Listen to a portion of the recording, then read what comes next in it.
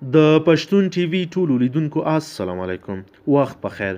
ملګرو که چیرې زموږ چینل مو نوي سبسکرایب کړی نو زموږ چینل حتما سبسکرایب کړئ او خوا کې ورسره د بیل نشان وهئ ترڅو زموږ له هرې نوې ویډیو څخه خبر شئ. لکه څرنګه چې موږ او تاسو ټول خبر یو د کرکټ ناندرۍ ژور اخیستی ده. بالخصوص د شهزاد د ورلډ کپ نه اخراجول موږ او تاسو په جریان کې یو. موږ د هیوادوالو د کرکټ بورډ د مسؤلینو او دولتي چارواکو مرکې او راپورونه تاسو ته وړاندې کړل.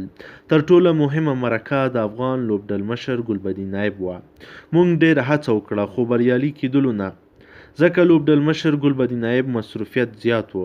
اوس خوشبختانه زموږ همکار ګلبدین سره ټلیفوني اړیکه نیولې وه او موږ به تاسو ته د هغه د خبرو لنډیز در واورو.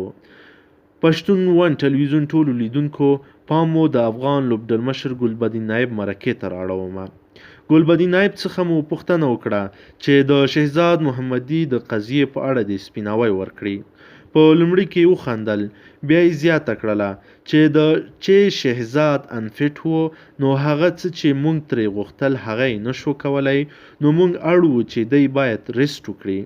او د هیوادوالو نه زه پرې ډېر خفه یم ځکه چې دی سینیر لوبغاړی و او د شهزاد ځای څوک نشي ډکولی. د شهزاد نشتون دا هم یو لوی پرشر ده پر موږ.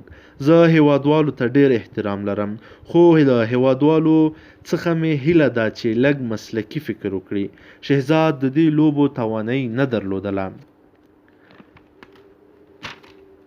تاسو په جریان کې د شهزاد تیرو لوبې مو ولیدلې چې شهزاد صحیح لوبه نشوی کولی او د ډاکټرانو ریپورټونه هم شته او تاسو ټول د دې مسلې نه خبر یې.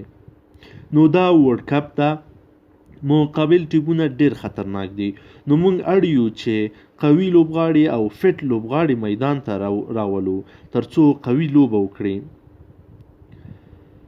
د پښتون ون ټلویزیون خبرنګار د نایب څخه وپوښتل چې شهزاد وایي اصغر رک روغ ده، دوی په زور لوبې نه کینولی ده. ګلبدین نایب وخندل او وویل چې اصغر انفټ و، ریسټ یې وکړه، اوس الحمدلله ښه شوی ده او په روانو لوبو کې به حتما وي او زه هم دا غواړم چې اصغر راسره وي. زیاته یې کړه چې دا لوبې دي، انجري پکې راځي، لوبغاړي به ریسټ کوي او بیا به لوبې ته رادانګي. همدارنګه د حمید حسن مثال یې ورکړ چې دی انفټ شو، یعنی انجري پیدا کړله او ډېر وخت په لوبډله کې نه و، په ځان یې کار وکړ، خواري یې وکړله او اوس بیرته الحمدلله موږ سره یو ځای لوبیږي او ښه پرفارمنس لري الحمدلله.